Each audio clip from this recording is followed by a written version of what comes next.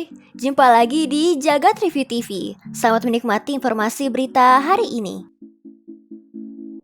Pemerintah Indonesia lewat Kementerian Perdagangan alias Kemendag resmi merevisi Permendag nomor 50 tahun 2020 yang bakal ngatur soal keberadaan sosial e-commerce. Platform semacam TikTok Shop ini akan dilarang memfasilitasi transaksi dan cuma bisa sekedar promosi barang atau jasa. Hal itu disampaikan langsung oleh Menteri Perdagangan Zulkifli Hasan setelah rapat terbatas dengan Presiden Joko Widodo pada 25 September 2023 lalu. Lebih lanjut dijelasin juga kalau aturan ini bakal kasih pemisah jelas antara platform e-commerce dan media sosial. Hal tersebut dilakuin buat cegah penyalahgunaan data pribadi pengguna buat kepentingan bisnis, plus cegah algoritma dikuasai cuma satu platform saja. Waduh, kamu yang suka check out di TikTok Shop jadi galau nggak nih?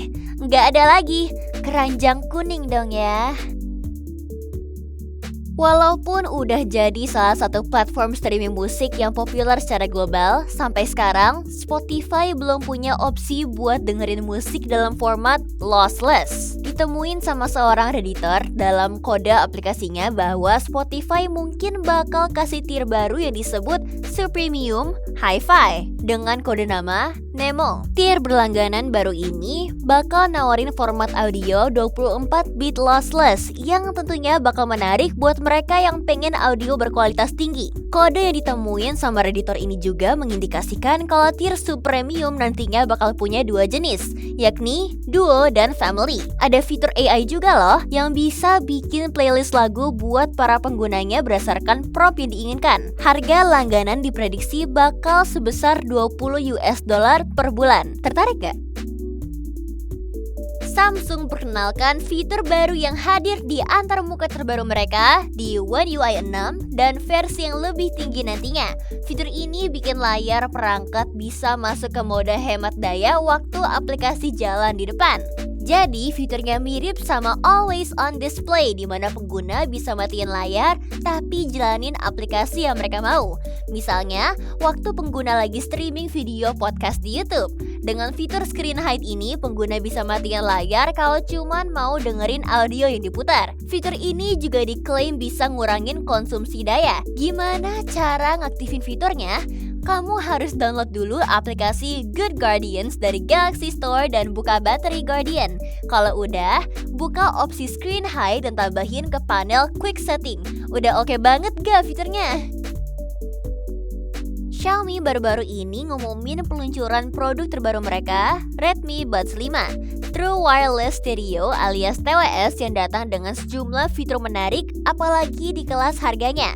Fitur utama yang paling menonjol adalah noise cancellation yang bisa disesuaikan sama tingkat 46 dB. Ini bikin pengguna bisa dapat audio yang lebih bersih dan fokus tanpa keganggu kebisingan di sekitarnya. Kualitas audio jadi fokus utama dengan hadirnya driver 12,4 mm yang dilengkapi sama diafragma berlapis titanium. Daya tahan baterainya gokil dengan 40 jam pemutaran. Buat harganya sebesar 199 atau sekitar 400 ribuan rupiah. Sementara versi AAPE dibanderol dengan harga 299 atau sekitar 600 ribuan rupiah. Acer Indonesia resmi hadirin laptop gaming terbaru mereka dari keluarga Nitro, Acer Nitro V15. Meluncur sebagai laptop buat menunjang kebutuhan gaming sekaligus produktivitas pengguna dengan spesifikasi tinggi dan harga terjangkau di kisaran 10 jutaan rupiah. Buat spesifikasinya, layar laptop ini berukuran 15,6 inci, panel IPS dengan resolusi Full HD 1920x1080 pixel, dan refresh rate 144 Hz, yang bikin perangkatnya bisa nampilin gambar dengan mulus, terutama pas main game.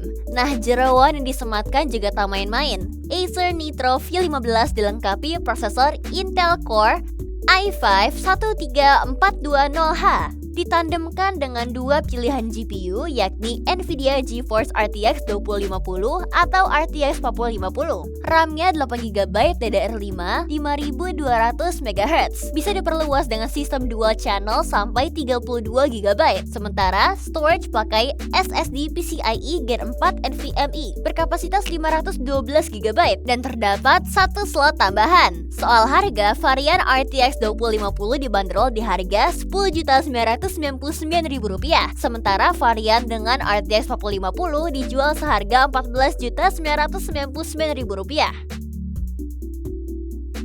Kawasaki udah memperkenalkan lini motor Ninja terbarunya yang sekarang jadi motor listrik dengan menghadirkan Kawasaki Ninja E1 dan ZE1. Walaupun punya penampilan yang mirip kayak motor Ninja biasa, Kawasaki milih buat masuk ke pasar motor listrik dengan harga kelas bawah yang nantinya bisa bersaing sama motor 125cc. Pihaknya juga nyebutin kalau motor listrik barunya ini bisa mencapai kecepatan di 61,5 miles per hour. Sepeda motor listrik Ninja ini bakal punya dua mode, yakni Eco dan Road, dengan opsi e-boost buat capai tenaga penuh dan kecepatan 99 km per jam. Kawasaki E1 dan ZE1 rencananya baru bakal meluncur sekitar bulan Oktober 2023 di Inggris. YouTube peluncurin aplikasi baru buat edit video di HP bernama YouTube Create. Fitur-fitur yang ditawarin cukup sederhana, tapi terbilang lengkap, termasuk diantaranya streaming, kemampuan voice over, caption otomatis, dan akses ke library filter, efek, transisi, sama musik bebas royalti dengan teknologi yang dapat menyesuaikan video terhadap beat musik tersebut. YouTube bilang aplikasinya cocok banget buat bikin konten di YouTube Shorts, layanan video vertikal pendek mirip TikTok. Aplikasi YouTube Create itu sendiri bisa digunain secara gratis dan sekarang udah bisa diunduh buat platform Android dan beberapa wilayah, meskipun masih dalam tahap beta. Buat yang pakai iOS, YouTube berencana bikin aplikasi edit video barunya ke platform tersebut tahun 2024 mendatang. Bisa bersaing dengan CapCut nggak ya? Kasih pendapat kalian di komen. Jadi, gimana menurut kamu berita hari ini? Ingin selalu up to date dengan informasi teknologi terkini? Jangan lupa subscribe dan follow Jagat Review ya. Sampai jumpa di informasi menarik selanjutnya.